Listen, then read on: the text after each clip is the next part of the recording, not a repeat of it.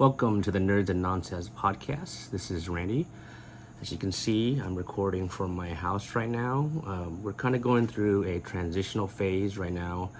Kamar's moving to a new art studio, probably a new location for us to record.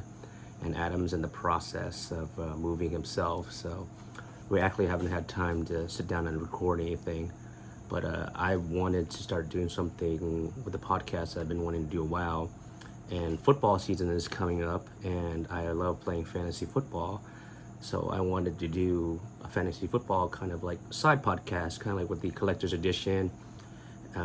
So this video is pretty much just a tutorial on how to start fantasy football, like where to draft, how to play. I won the championship 2 years, so I guess I can have some experience in it. But this is just a fantasy football friendly focus, so like F cubed, just for everyone that wants to start off playing fantasy football. I might have some tips, need some tips to how to play. I'm not going to proclaim that I'm any kind of expert or anything. I just want to give some pointers to people that might need some help, just friendly. And every week going forward, when the season starts, I want to tell people who to pick, who to start, and free agents and waivers to pick up, So start by picking an application, like a fantasy football application that you use to play fantasy football. It could be Yahoo, CBS, NFL. I think Yahoo is the easiest. It's the only one I've used besides ESPN, but I think Yahoo is the best. Prefer that you join a 10 to 12 man league. It's a lot easier, especially also if you pay to play too. Makes the stakes a lot higher. So I'm not too familiar on Keeper or Dynasty League, so I won't be talking too much about that. So once you figure that you want to play, make sure that you guys all pick a appropriate date and time that you guys want to play.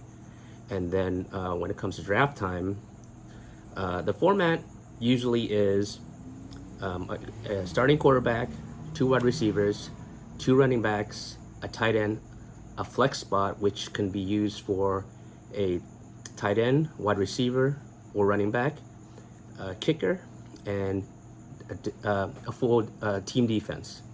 So in the next couple of days, I'm going to go over lineups and see which quarterbacks, wide receivers, running backs, tight ends, kickers, defense that I think that you guys should prioritize in picking in your drafts to help you guys out. So when it's time for you to draft, I always highly recommend, wherever you guys are in the draft, to pick running back when you're starting off.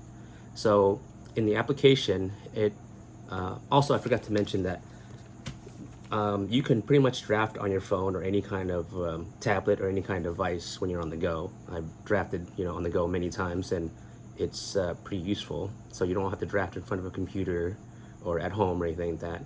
So, but back to what I was saying, that you guys should draft running back. That position especially is really difficult to replace if the player gets injured. So number 1 overall pick, running back. Usually there's about 10 to 12, so there's probably 1 for each person to draft. And the second draft I would recommend is running back again, because like I said, if that player goes down, that position is extremely hard to replace. And so after you're done drafting the second pick, then you go to third pick is running back again. I only suggest running back if a good wide receiver is not there. So if a top wide receiver is there, like a Cooper Kupp, Keenan Allen, then draft them instead, right? But so you see that we haven't picked any quarterbacks or anything yet. You drafted them way later in the round. So if a good running back is there, then get a good running back. But if a top tier wide receiver is there, get top tier wide receiver instead. So we're down with 3 rounds already. So in the 4th round, you're probably gonna definitely have to go with wide receiver if you haven't picked one yet. So after that, go back to the 5th round, probably look for another wide receiver. So you're pretty much stacking your starting lineup in order to have them ready for opening day. So also another tip is that you probably want to pick players, that have different bye weeks, because you don't want them coinciding with each other, and then all of a sudden, there's a chance you have to sub them out, and your players get all mixed up. So we were last at wide receiver, so 5th round. So in the 6th round, you're actually going to draft a tight end, because that's actually one of the second hardest positions to replace. So usually a good tight end like Kelsey, Kittle will be around. So you'll get a tight end around the 6th round. In the 7th round, that's when you probably want to get a quarterback. Aaron Rodgers, Mahomes, Herbert, Burrow, if they're available. So definitely got to get a quarterback then. And then after you have your starting lineup pretty much filled out, the next position will probably be defense, because getting a good defense is going to be difficult, of course, if you don't get one right away. But with defenses and kickers, you can pretty much stream them every week. Like, you can pretty much look at the matchups that teams have and then pick the opposing defense or kicker. So, but it's always good to have a good kicker. So after that, after you get the defense, you're going to fill out the rest of your team. You're going to get running backs, wide receivers, probably a backup tight end, definitely a backup quarterback if you need one. And the kicker should be the last position you should get. Kickers are a dime a dozen. They're not that difficult to replace. Of course, a good kicker on a team is going to get you a lot of points, but any kicker can get you a lot of points any given day.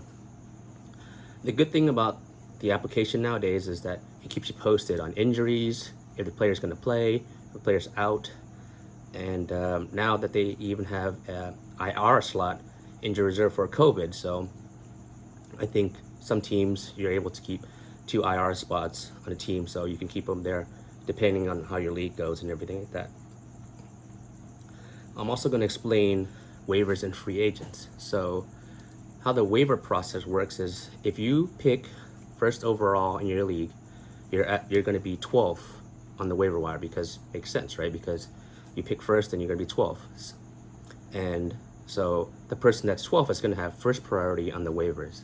So how the waiver process works is, after the first week, there's going to be a certain amount of players that weren't drafted that you could pick up on your team, and then you could possibly drop any players on your team that you don't want.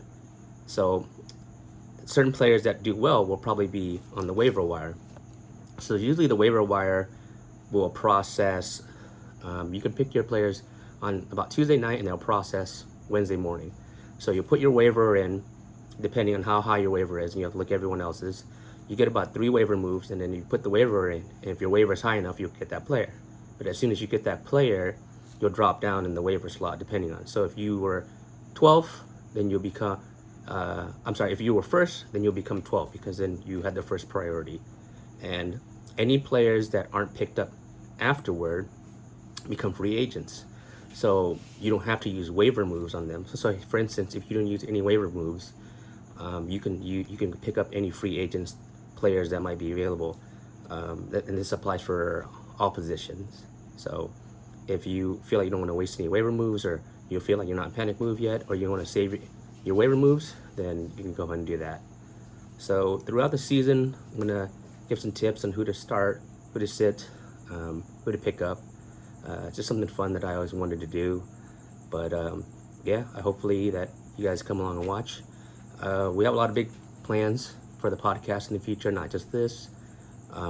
Once we get situated with everything, new location set, we're gonna have everything rolling again. But in the meantime, we're just gonna have this, and hopefully my tips help you out. If you don't want to watch it, then it's all good. If you do, cool, right? But I'm just here to help any way I can, and hopefully you guys come along for the ride. So next video will probably be quarterbacks and wide receivers that I'll go through to see, which one you guys should draft to help your team out.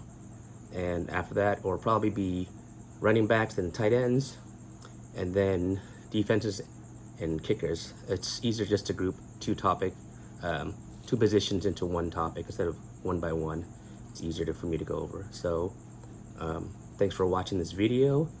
Hit like and subscribe if you like, and hopefully you guys like more of these videos. I have a lot of good ideas coming up and sharing with you guys real soon. So thanks for nerding out to our nonsense. Thanks again for watching.